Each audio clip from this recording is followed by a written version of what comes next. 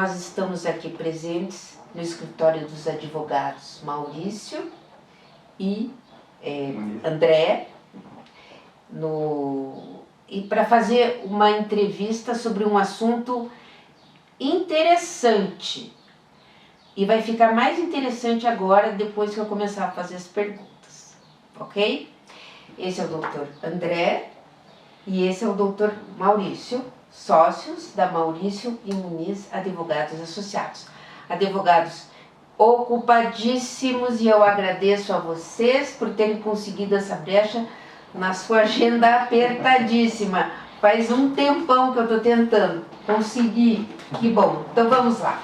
O tema que nós vamos trazer é, não se assustem, Lei Geral de Proteção de Dados, e que entrou em vigor em 2020.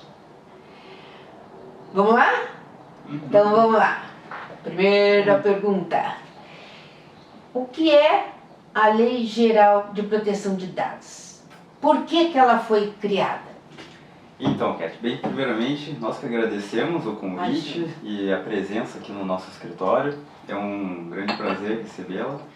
E é uma satisfação também porque esse tema, ele ainda é muito desconhecido, apesar de extremamente importante. E de haver uma necessidade muito grande da própria população entender sobre o que se trata a proteção de dados. E o que seria a Lei Geral de Proteção de Dados, porque é uma coisa muito etérea, às vezes parece até uma coisa esotérica quando a pessoa tem esse primeiro contato. Eu tenho percebido, mesmo sem entender profundamente do assunto, que as pessoas... Eu fui a uma farmácia e a moça do caixa me fez assinar um termo relacionado a essa lei. Exatamente. Mas era praticamente a lei inteira. Sim. Eu falei, eu não vou assinar isso aqui sem ler. Ah, se você não assinar, eu não vendo. Esse é um dos problemas que nós temos atualmente. Porque não apenas a farmácia, ou não apenas o Google, não apenas o Facebook, todas as empresas, todos os fornecedores de serviços e de produtos precisam necessariamente estar adequados à proteção de dados. Precisam estar inseridos em sistemas de proteção dos seus dados. E é aí que está a importância dessa lei. O porquê que ela existe. A Lei Geral de Proteção de Dados no Brasil, ela foi criada, ela na verdade não foi criada do zero, ela surgiu em decorrência de alguns movimentos que aconteceram, especialmente na Europa, de legislações específicas após grandes vazamentos de dados. Hoje nós estamos vivendo uma era absolutamente digitalizada. Tudo hoje é computadorizado. Os nossos dados hoje, a nossa existência, está totalmente vinculada a sistemas informáticos, a níveis quânticos. Então, nossas informações transitando em redes sociais, em bancos, em tudo, nos expõe de uma maneira muito exponencial.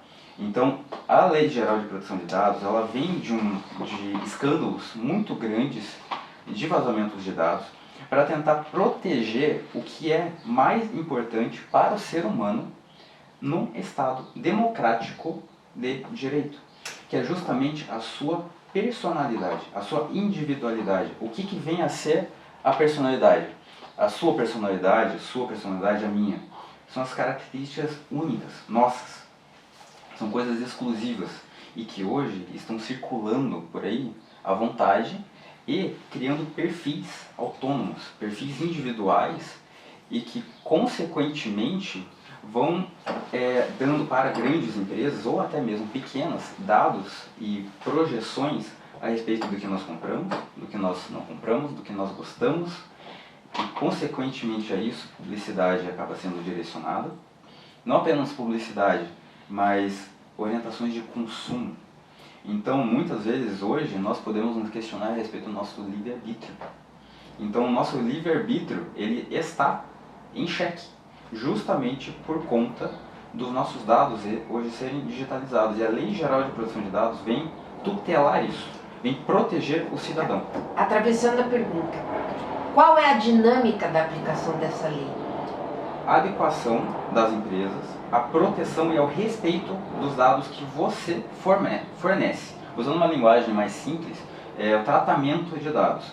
Tudo que hoje, por exemplo, você vai fazer uma conta no banco, qualquer banco, hoje tem muito banco digital, mas pode ser qualquer banco. Eles vão pedir número de telefone e vão pedir teu e-mail.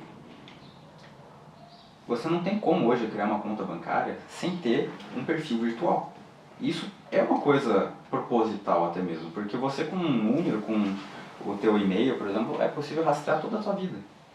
Você tem como criar perfis ali que estão totalmente ocultos ao mero cidadão, ao mero mortal.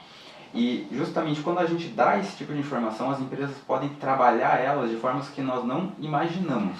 E a Lei Geral de Proteção de Dados vem obrigar as empresas que estão coletando esses dados a te informar para quê, até quando, qual a finalidade.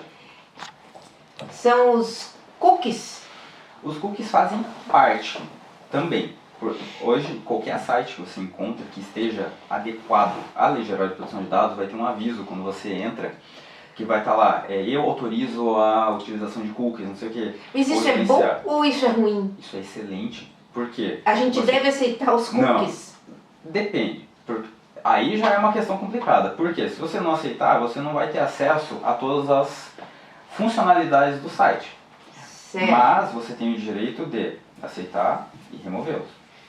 O Dr. André mencionou que uma empresa deve estar 100% adequada. E essa que está 100% adequada, ela vai ter no seu site esse pedido de autorização de acesso aos cookies e armazenamento dos cookies.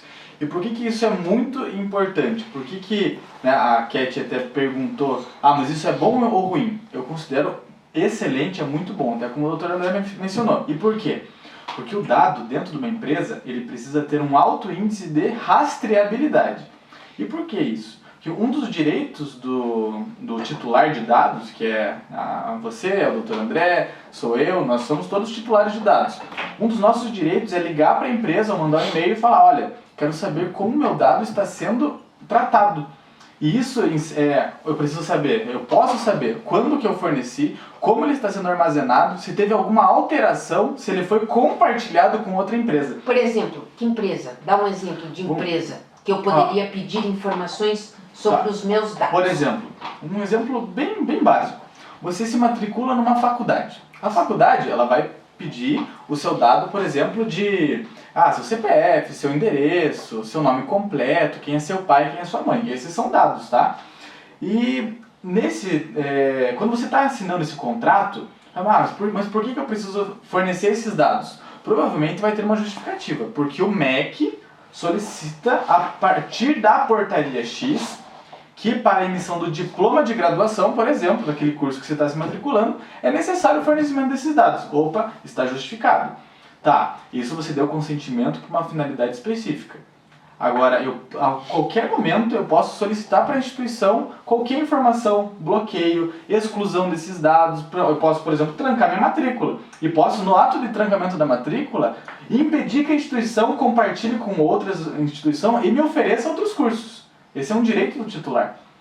Tá, na prática, quando você aceita os cookies, e daí você começa a receber várias mensagens no YouTube de publicidade direcionada, isso é resultado da aplicação dessa lei?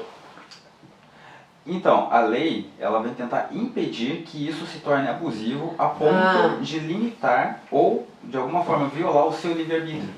Porque muitas vezes, nós somos animais sociais, né? Nós somos pessoas, como pessoas, nós somos muito vinculados aos estímulos externos. Então, se nós começamos a ser bombardeados com estímulos de compre tal coisa, faça tal coisa é legal, tal coisa não é legal, a sua ação acaba sendo direcionada para um tal sentido, para vá em tal loja, faça tal coisa, não faça tal coisa. São estímulos que vão acabando direcionando você, como se fosse uma mensagem subliminar. Tá. Por exemplo, eu gosto muito de ver vídeos do Reels, vídeos do TikTok. A cada 3 minutos entra um outro, né? Um outro que daí conta até 5 para você não ver. Eu tô perguntando isso que é por público normal, por público em geral. Como fugir desse tipo de de incômodo, se a pessoa considera incômodo, porque você está vendo uma coisa, de repente tua curiosidade vai para Exato. cá, e vai para cá, e vai para cá, e quando você vai ver, você já nem lembra mais do que Mas estava observe vendo. uma coisa, normalmente essas publicidades são resultado ou são parecidas com as coisas que você já pesquisa normalmente. Sim, Justamente por causa da criação de perfis seus e de Certo. todo mundo digitais. Então, tudo que acaba aparecendo no seu computador acaba sendo atrelado ao que você costuma pesquisar tá. naturalmente. Tem horas que eu agradeço por isso. Exatamente. Porém, hoje ser invisível digitalmente é uma coisa praticamente impossível. Tá? Você ser inexistente no mundo digital é possível? Se você morar numa ilha deserta, no meio do nada, beleza, você consegue não existir, mas mesmo assim um satélite vai conseguir te pegar. Mas assim, o que você pode fazer para limitar isso? Aí depende do perfil de cada um e da questão de publicidade que você quer ter e do quantos dados você quer dispor para empresas ou para terceiros. Por exemplo, Instagram, Facebook, você pode fechar, você pode deixar limitado só para os seus amigos, para os seus seguidores, alguma coisa do gênero. Uhum. O que você pode fazer? Dentro das configurações do seu navegador, por exemplo, você pode ir lá e gerenciar as configurações. Você pode limitar os acessos, o fornecimento dos seus dados para o Google, por exemplo, para o Instagram, para o Facebook. Isso tanto dentro do seu navegador, quanto dentro da própria plataforma que você tiver. Então, plataforma de banco, por exemplo. Todo banco, todo aplicativo, qualquer aplicativo que esteja adequado, ou toda instituição que esteja adequada à Lei Geral de Proteção de Dados, vai ter lá nas configurações questão de privacidade, questão de segurança, questão de utilização de dados. Então vai ter um relatório de todos os dados que você deu, para que está sendo dado, como o Dr. Bruno mencionou. Eles têm que te justificar tudo que está sendo coletado, tudo que está sendo tratado, até quando eles estão sendo tratados e para quem eles também deram esses dados. Porque é muito comum, por exemplo, a Meta. O Meta é dono do Facebook, do Instagram, do WhatsApp. Os seus dados transitam entre essas plataformas. E o Meta também tem, e não só o Meta, mas várias outras empresas, tem parceiros. E tem empresas que compram dados deles. Eles vendem esses dados. Isso é uma coisa lícita a fazer, contanto que você saiba. Certo. E você tem o direito de saber disso. Tá. E dentro das muitas autorizações que a gente dá quando vai lá e eu autorizo os termos sem ler nada, tá justamente esse tipo de coisa. Tá. A emenda constitucional 115 deste ano elevou a proteção de dados a um direito fundamental, protegido pela Constituição. Uhum. Havendo uma ofensa a esse direito constitucional, como que o cidadão pode procurar os seus direitos? Quem que o protege? Quem que fiscaliza esse tipo de violação? Tá. Primeiramente, a emenda constitucional ela veio trazer duas novidades para a Constituição. Primeiro, tornou a proteção de dados um direito fundamental. E a nossa Constituição estabelece os direitos fundamentais lá no artigo 5º. Você vai lá no artigo 5º da Constituição, estão elencados todos os direitos fundamentais. E hoje você encontra a proteção de dados. E além disso, também instituiu que a competência é apenas da União, ou seja, só lá o Senado Federal os senadores e os deputados federais e estaduais vão poder legislar sobre a matéria, sobre proteção de dados. Não pode, por exemplo, o município de Curitiba fazer uma lei municipal de proteção de dados. Isso seria inconstitucional. Não pode também o Estado, por meio do seu governador, por meio da sua Câmara Legislativa, também editar uma lei estadual de proteção de dados. Também seria inconstitucional. Então, somente a União Federal pode legislar sobre a matéria. Em havendo ofensa a eu já ia chegar lá. Obrigada. Aí, o que aconteceu? Quando a Lei Geral de Proteção de Dados foi promulgada, quando ela entrou em vigor, existia uma menção sobre a Autoridade Nacional de Proteção de Dados. Só que de 2018 até 2020, o Estado não fez nada. Não criou órgão, não procurou regulamentar isso. Aí o que eles fizeram em última hora?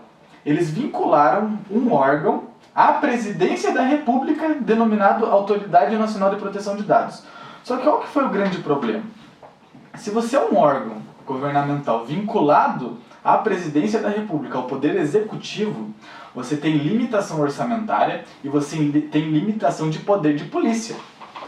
E apenas, ela entrou em vigor em 2020, apenas em junho desse ano, eles editaram uma medida provisória que vai se tornar lei agora, no final do ano, para criar como uma autarquia especial a Autoridade Nacional de Proteção de Dados. Aí ela ganha autonomia financeira, autonomia de poder, autonomia Mas de não é mais fiscalização. ou menos como colocar o lobo cuidando do galinheiro?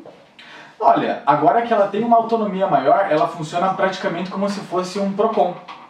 E isso em âmbito federal. Aí como que você faz, por exemplo, eu identifiquei que houve uma violação dos meus dados, meu dado foi vazado, eu sei o que aconteceu, eu ouvi uma notícia que lá, uma instituição financeira que eu tenho conta, falou que houve vazamento de dados de todos os usuários. Eu penso, opa, eu sou usuário, então meu dado foi vazado. Eu vou lá no site da Autoridade Nacional de Proteção de Dados, Site da Autoridade Nacional de Proteção de Dados, que é a famosa ANPD. ANPD. Isso, é só acessar, né? www.anpd.gov.br.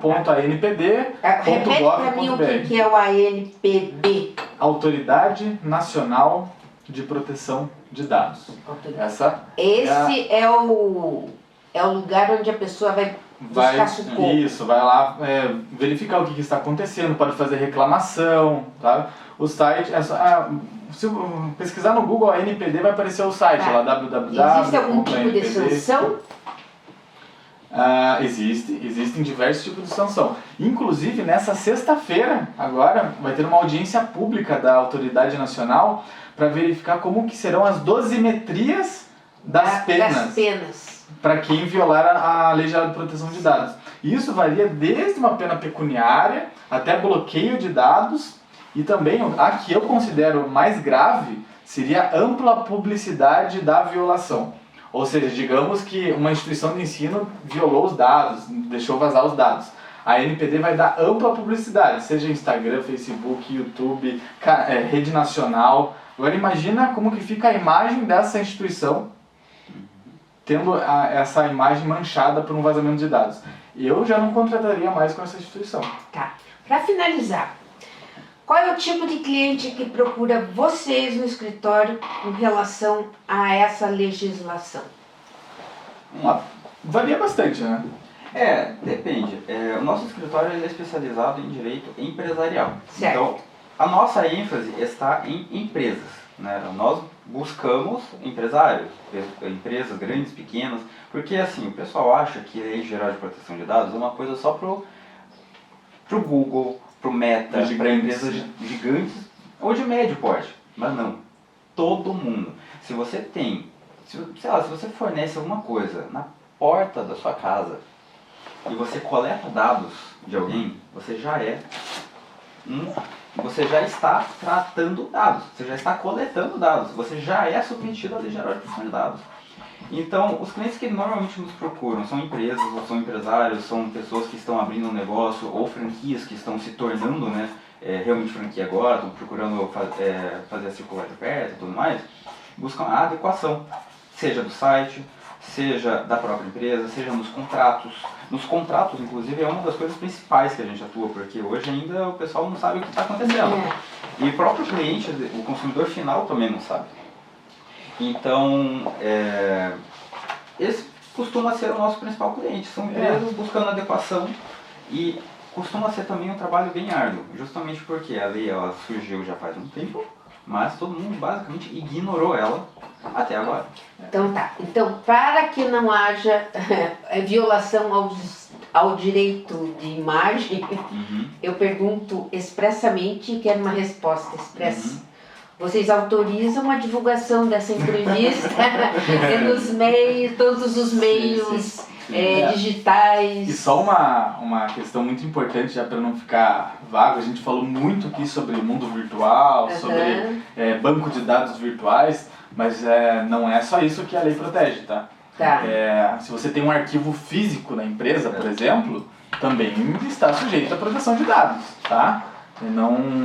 Não pense só porque você usa só o digital, usa só o físico que vai estar isolado. Não, todo mundo tem que se preocupar. Inclusive, teve uma empresa, que a gente não pode mencionar o nome, que estava utilizando... Sabe quando você vai comprar, por exemplo, compra uma xícara, Para não quebrar, durante a viagem eles colocam um papel, né? Colocam um papel, ali um papelão, tudo para evitar que quebre, uma porcelana, por exemplo. Eles estavam pegando currículos que eles recebiam e embrulhando. E aquilo se É espalhando. aquilo espalhava. Aí no currículo tem endereço, Tudo. tem nome, tem tudo que você coloca Tá no certo. currículo. Mas Isso é uma você não me aprovação. respondeu expressamente. Podemos divulgar nas Sim, mídias, sim, em todas fica à as vontade. mídias eletrônicas, Pode à ficar à vontade. vontade. E eu gostaria que vocês mencionassem, por favor, o endereço de vocês, o telefone de vocês, os acessos de contato. Para a câmera, por favor. Bem, o nosso escritório é o Maurício Muniz, Advogados Associados. Nós estamos localizados atualmente na Travessa da Sorocaba, número 52, no bairro Guabirutuba, em Curitiba, no Paraná. Telefone de contato direto com o sócio André, eu, 41 98870 3786. E o Dr. Bruno, eu não lembro o número. É 41 99714 2061. A gente também possui um site de contato que é o www.mauriciomuniz.adv.br. Gente, muito obrigada. Nós que Muito agradecemos. obrigada.